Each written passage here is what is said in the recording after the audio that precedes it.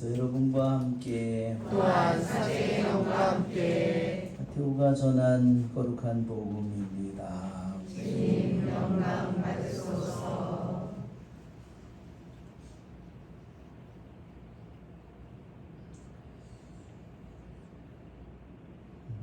그때 예수님께서 제자들에게 이런 비유를 들어 말씀하셨다.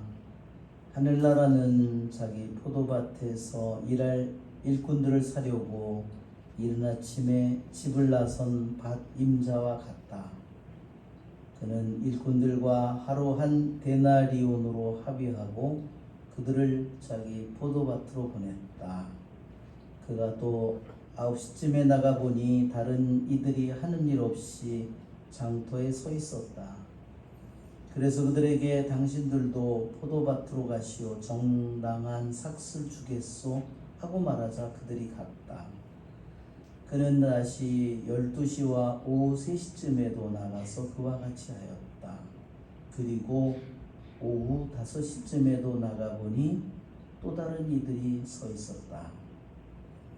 그래서 그들에게 당신들은 왜 온종일 하는 일 없이 여기 서 있소 하고 물으니 그들이 아무도 우리를 사지 않았기 때문입니다 하고 대답하였다.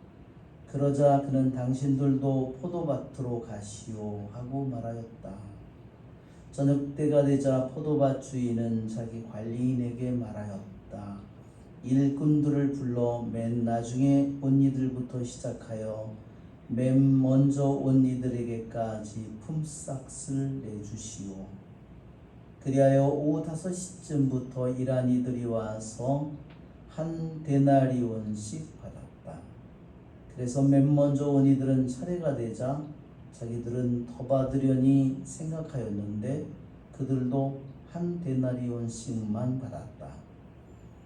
그것을 받아들고 그들은 밭임자에게 투덜거리면서 맨 나중에 온 저자들은 1시간만 일했는데도 떼약볕 아래에서 온종일 고생한 우리와 똑같이 대우하시는군요 하고 말하였다. 그러자 그는 그들 가운데 한 사람에게 말하였다. 친구여, 내가 당신에게 불의를 저지르는 것이 아니요. 당신은 나와 한 데나리온으로 합의하지 않았소? 당신 품삯이나 받아서 돌아가시오. 나는 맨 나중에 온 이 사람에게도 당신에게처럼 품삯을 주고 싶소. 내 것을 가지고 내가 하고 싶은 대로 할 수 없다는 말이요? 아니면 내가 후하다고 해서 시기하는 것이요? 이처럼 꼴찌가 첫째 되고 첫째가 꼴찌 될 것이다. 주님의 말씀입니다. 그리스도님 찬미합니다.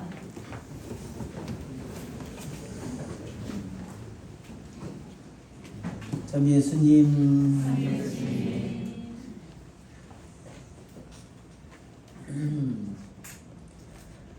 오늘 복음에 하늘나라를 포도밭 주인에게 비유했습니다.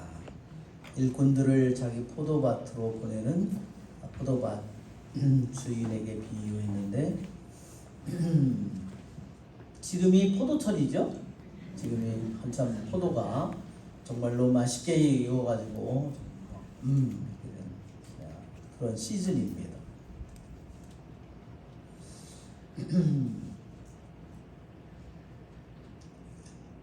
정말 포도가 맛있는 달콤한 포도가 되기까지는 정말 오랜 정말 시간을 견뎌내야 되고, 그렇죠?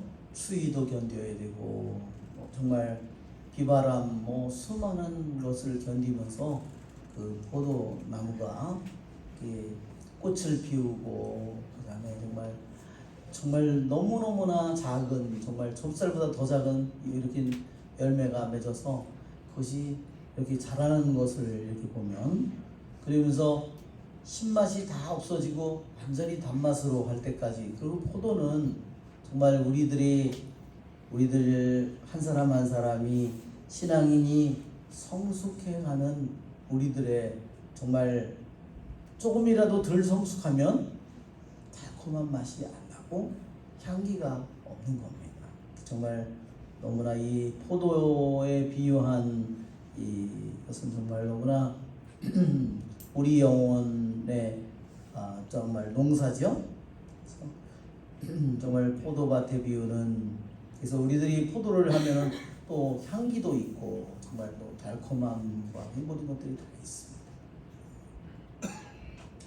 근데 오늘 이 예수님의 비유는 제일 먼저 첫 시간에 보낸 사람은 몇 시간 일했냐면요, 12시간 일했어요.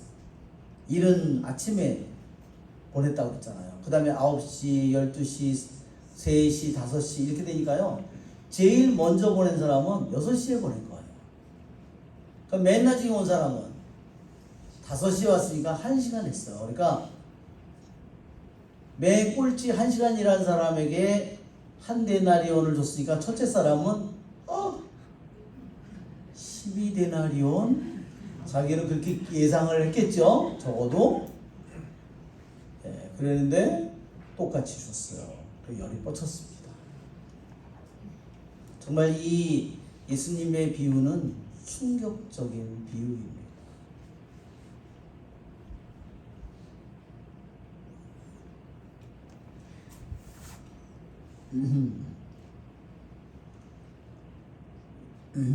여기 보면 그 당시에 일꾼들이 하루에 받는 품삯이 한 데나리온이었는데 그 한 달 데나리온을 가지고 1시간이라는 사람은 정확하게 따지면 12분의 1 데나리온을 받는 거예요. 그렇죠?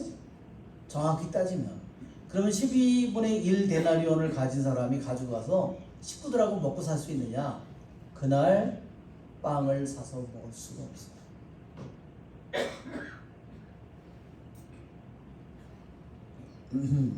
그래서 여기 보면 주님께서 이 하늘나라 이것을 한번 돈으로만 계산해 본다면, 우리가 일한 시간과 돈으로만 계산해 보세요. 그러면 주인이 잘못한 거예요. 그렇죠? 밭주인이 잘못한 거죠. 따지고 보면 주인은, 여기에 포도밭 주인은 하느님이에요. 그러면 하느님이 잘못한 거죠. 우리들이 만약에 모든 것을 초점을 돈으로만 맞춰 놓는다면, 그렇죠? 내가 일한 거에 대해서, 내가 일했는데 정당한 걸 맨날 달라, 그것만을, 내가 일한 것만을 생각한다면 우리는 길이 없어져요.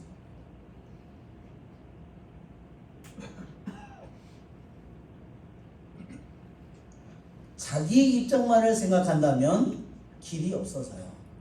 그것은 뭐냐면 돈만 계산하고 자기가 일하는 시간만 계산하고 자기의 입장만 생각하고 자기 주장만 생각하고, 그것은 뭘까요?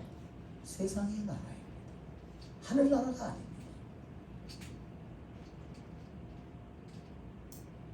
그런 사람은 누구냐면 큰아들처럼 불평하는 겁니다.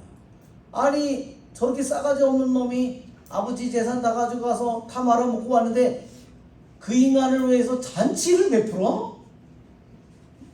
마음이 뭐가 중심이죠? 돈이 중심이죠. 재산이 중심이죠. 자기가 중심이죠. 그렇죠? 자기가 수고한 게 중심이죠. 그런 사람은 세상의 나라의 사람이에요. 하느님의 나라를 이해하지 못하는 겁니다. 여러분 아시겠죠? 여러분, 우리들이 나의 사고방식이 만일 내가 돈과 수고한 것과 일한 것과 내 자신과 이 모든 것들만 중심으로 내가 세상만이 중심이라면 하늘나라는 말도 안 되는 거예요. 불합리한 겁니다. 자기는 용서받기를 바라지만 자기에게 잘못한 사람을 주님이 용서한다는 것은 절대로 그런 일이 있어서는 안 돼. 어떻게 그 인간을 용서를 해? 말도 안 돼. 나는 용서받기를 바라는데. 그렇죠? 이건 뭐죠? 세상의 나라의 논리. 그것은 세상의 나라의 논리는 나도 죽고 이놈아 너도 죽자 이거예요. 그렇죠? 그겁니다. 뻔해요. 그거예요. 내가 이렇게 당했는데 내가 용서를 해? 못해. 그러면 나도 주님에게 용서를 받지 못합니다. 이것은 세상의 나라의 논리입니다. 우리는 우리 인생에 어떤 사람은 일찍 부르심을 새벽 6시 부르심을 받은 사람도 있고 인생의 마지막에 부르심을 받은 사람도 있어요. 십자가에 못 박힌 왼쪽에 있는 강도를 생각해 보면 마지막 순간에 정말로 자기 인생이 몇 초나 남았을까요? 정말 인생의 모든 것을 낭비하고 정말 몇 분 남아있지 않은 마지막 순간에 주님께서는 그에게 한 데나리온이라고 하는 영원한 생명과 구원을 그분은 주시고 싶어 합니다. 이게 누구의 마음일까요? 세상의 나라가 아니라 하느님의 나라이고 하느님 아버지의 마음이고 이것이 구세주의 마음이고 모든 당신이 창조한 모든 인간이 하느님의 당신의 용서를 받기를 바라고 당신의 은총을 받아들이고 당신의 순수한 사랑을 받아들이기를 원하는 겁니다. 그래서 여러분 요한비안의 성인이 그런 말을 했잖아요. 그 전에도 했지만 만일 우리가 모든 사람에 대해서 똑같은 사랑을 갖지 않는다면 그 사람이 부자든 가난뱅이든 그 사람이 선인이든 악인이든 그 사람이 나에게 해코지를 하는 사람이든 나에게 좋은 일을 한 사람이든 내가 모든 사람에게 똑같은 사랑을 가지고 있지 않는다면 나는 내가 믿는 종교는 가짜고 내가 가지고 있는 덕행은 그것은 환상이다. 그리고 우리의 신앙은 위선이라고 말했습니다.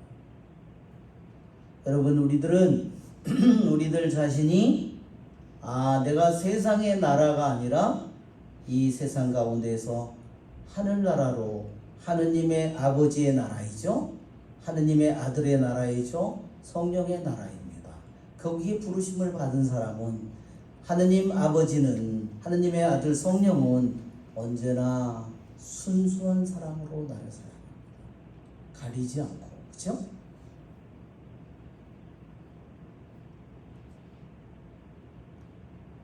그 사랑을 우리들이 받아들일 때 우리는 하느님의 나라가 하느님 아버지의 순수하고 진실한 사랑이 내 마음속에서 이루어지는 겁니다. 내 뜻이 부서지기 전까지는 내 생각이 부서지기 전까지는 내 주장이 부서지기 전까지는 그 다음에는 하느님의 하늘나라는 내 안에 이루어지지 않습니다. 끊임없이 누구의 나라가 내 안에 있을까요? 하느님의 나라는 내 안에 들어오시지만 내 나라는 그저 계속 세상의 나라는 내 안에 나의 나라는 변하지 않고 그대로 있을 겁니다. 그렇죠 여러분? 우리들이 마지막 죽는 순간에 내가 평생을 이렇게 내 생각, 내 주장, 내 뜻에 완전히 그것이 중심이 돼서 내가 내 모든 시간도 그렇게 썼고 내 사고방식도 그렇게 생각했고 사람들도 다 그렇게 판단했고 세상도 그렇게 판단했고 내 가족도 그렇게 판단했고 하느님의 영원한 빛 속에서 내 자신을 바라볼 때 자기 자신이 뭐에 묶였냐? 뭐에 묶였어요? 자기의 생각에 묶였다는 사실을 자기의 뜻에 묶였다는 사실을 그래서 자기의 시간과 모든 인생을 망쳤고 낭비했다는 사실을 깨달을 때 얼마나 피눈물을 흘릴까. 그렇죠 여러분? 하느님이 그 주시는 성체를 통해서 우리에게 진실한 사랑, 순수한 사랑으로 그분이 나에게 오시고 나의 모든 죄를 씻어주시는 그 사랑을 입으면서 나에게 100데나리온 밖에 빚을 안 진 만탈렌트의 하느님에게 빚을 용서받은 우리가 100데나리온 밖에 빚을 안 진 형제를 멱살을 잡고 사는 그 어리석은 삶을 우리들이 살게 된다는 겁니다. 여러분, 우리들은 하늘나라의 삶으로 우리들의 주님은 언제나 나에게 진실하시죠? 하늘나라를 나에게 100% 줄까요? 안 줄까요? 100% 나에게 주십니다. 오늘 이 순간에도, 오늘 하루에도 마찬가지입니다.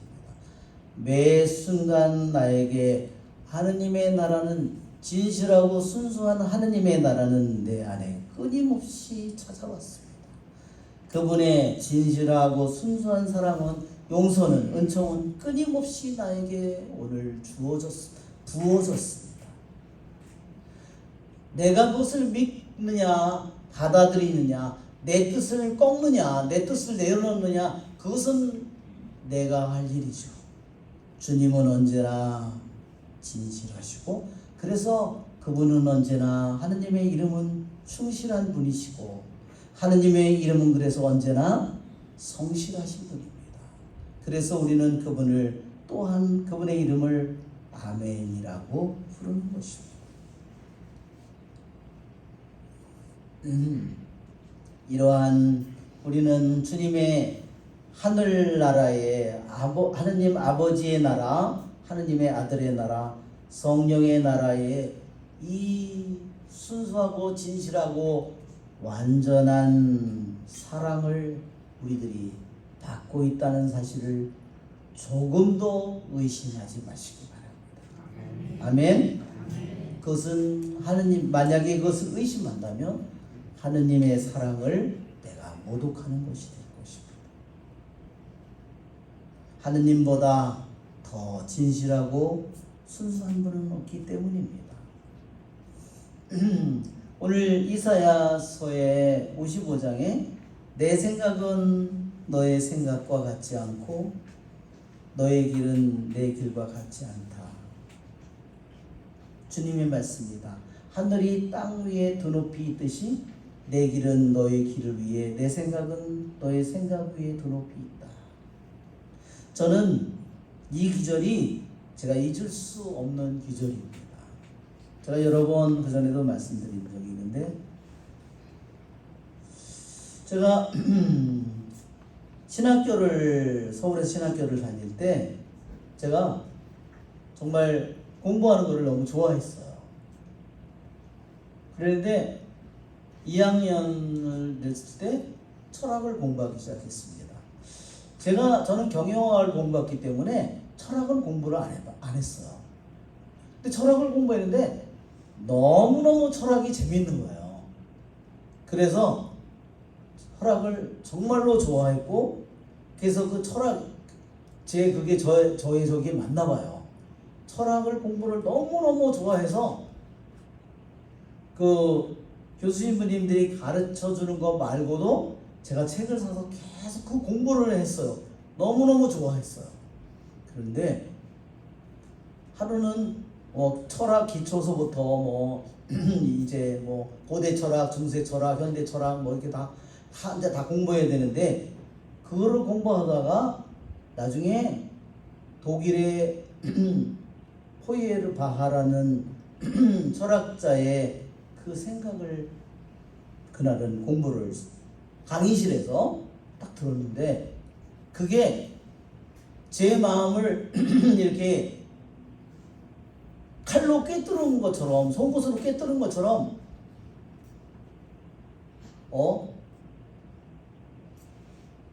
그 생각이 저의 마음속을 뚫고 들어와서요, 제가 마치도 이게 칼에 꿰찔리는 것 마냥 꼼짝을 하지 못하는 그런 상태가 됐어요. 근데 성당에 이제 12시에 강의가 끝나면 이제 식당에 가서 점심을 먹고, 이제 낮기도 저녁 기도를 하는데 성물기도를 바칠 수가 없는 거예요. 아니, 제가 영세도 받은 지 제가 한 1년 6개월도 안 돼서 신학교를 들어갔거든요. 제가 불법으로 신학교를 들어간 거랑 마찬가지예요. 그랬는데 기도도 물론 거지같이 했겠지만 잘 할 줄도 모르니까 그냥 기도문 외우고 성물도 그냥 읽으니까 같이 읽고 그렇게 했는데 그것마저 할 수가 없는 거예요. 도대체 그 기도를 할 수 없어서요. 제가 발로 장기틀을 막 발로 찼어요. 너무너무 기도가 되지 않고 답답하니까 성물도 해야 하는데 완전히 건성이고요. 뭐에 완전히 걸려있는 창에 찔려서 달려있는 사람 마냥 아무것도 할 수가 없는 거예요. 근데 호이의 바하의 주장은 뭐였냐면요. 모든 인간의 문화, 인간이 만든 모든 것은 종교든 문화든 뭐든 다 그림이든 인간의 의식에 투사하는 거예요. 자기의 본성, 인간의 본성 속에 있는 것을 자기 안에, 인간 안에 있는 것을 종교가 마치도 있는 것 마냥 신이 있는 것처럼 투사해서 만든 거라는 거예요. 그 말을 듣고서 제가 그게 상처럼 찔려서 제가 꼼짝을 하지 못했어요. 왜냐하면 답변이 있어야 되잖아요. 답이.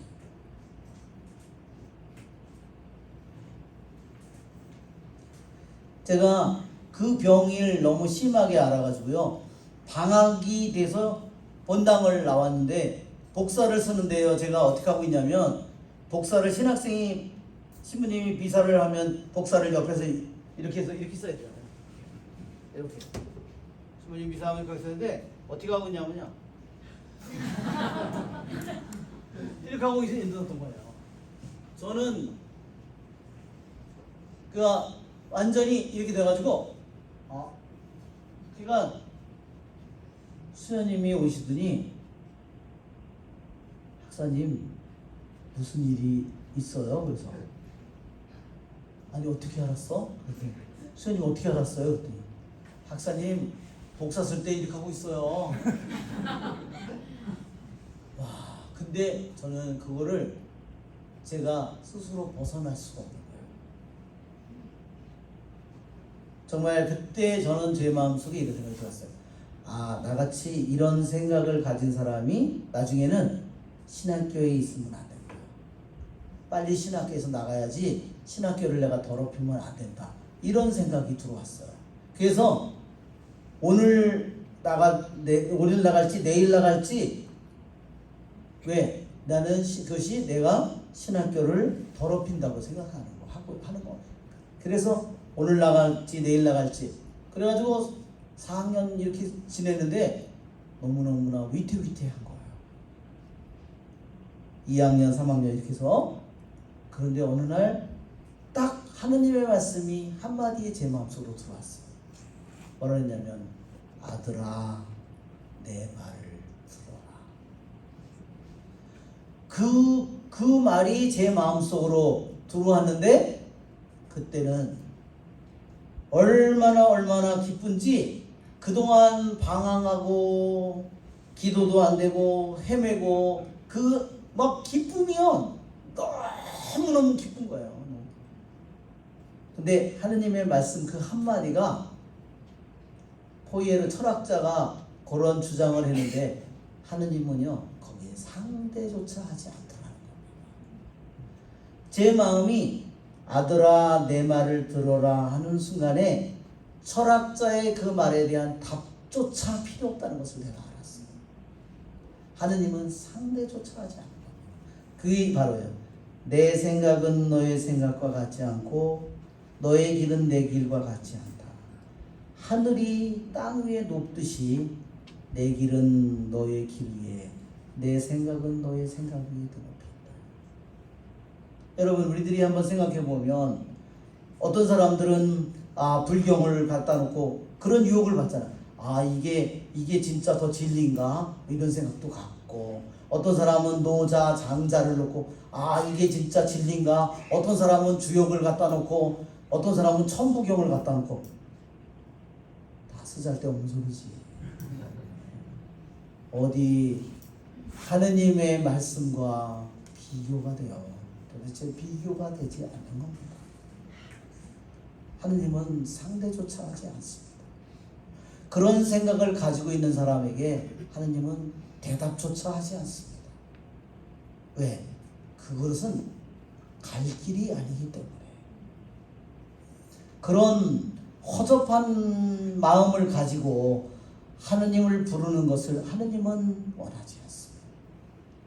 하느님은 자신의 전부를 그분에게 자신의 지식이든 자신의 뜻이든 주장이든 모든 것을 그분에게 맡기지 않는다면 그분을 하느님으로서 모시지 않는 겁니다. 하느님을 하느님으로서 대접할 줄 모르는 겁니다. 하느님은 모든 것 위에 계신 분입니다. 저는 그래서 이 이사야 55장의 이 말씀을 제가 생각할 때마다 하느님은 어떻게 그 말을 제 마음속에 그렇게 쓰실 수가 있을까?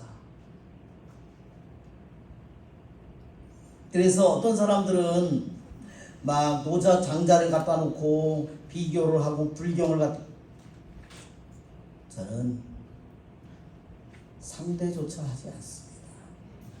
예. 저는 그럴 필요조차 없습니다. 왜냐하면 그것이 저의 마음속에 쓰여져 있기 때문입니다. 머리에 쓰인 것이 아니라 제 마음속에 쓰여진 겁니다.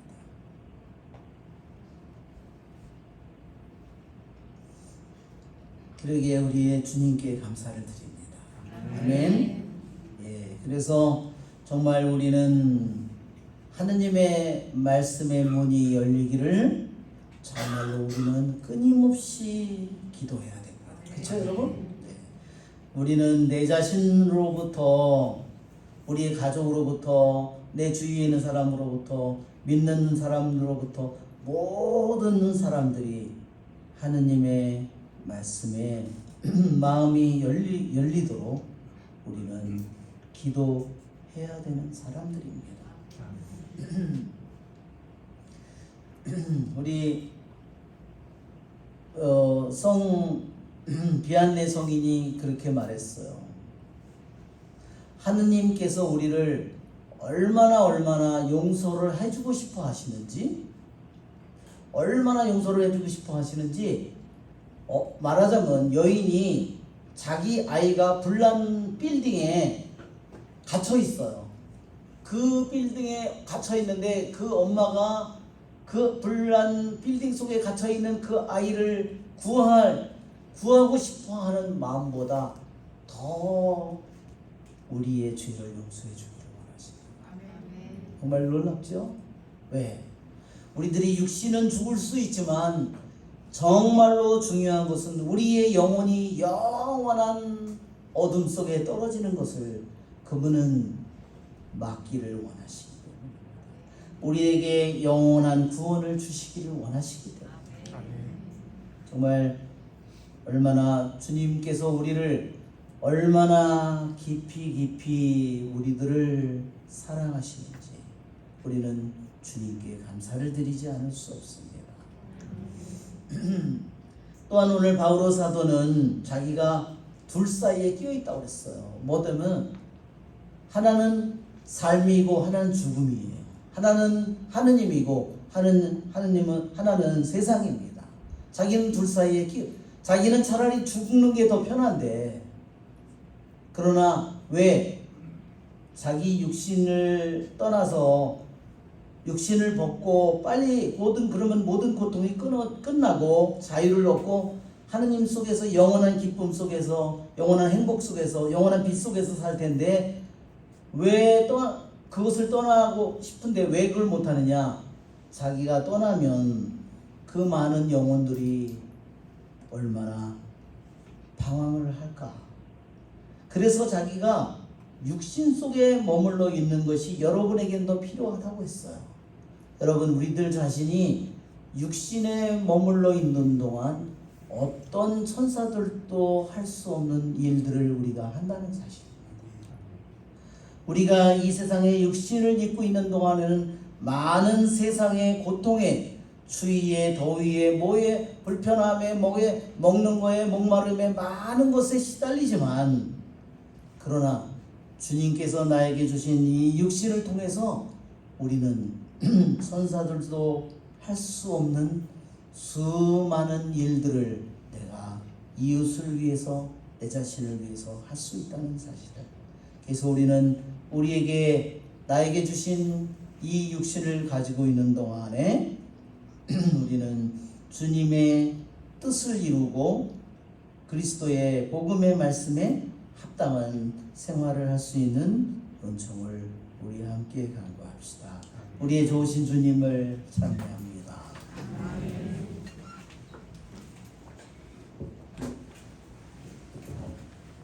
390번.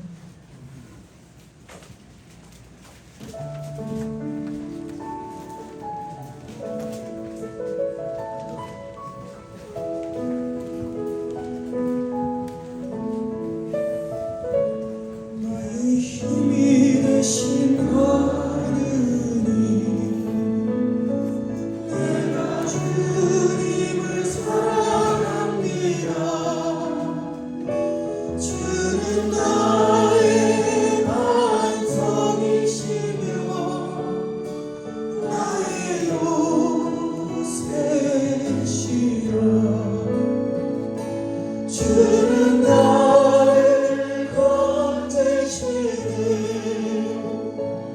나의 주 나의 하느님, 나의 피할 바위시요 나의 방패시라. 나의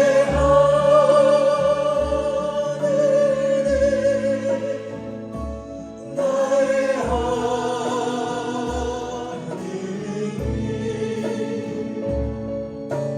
구원의 분이시요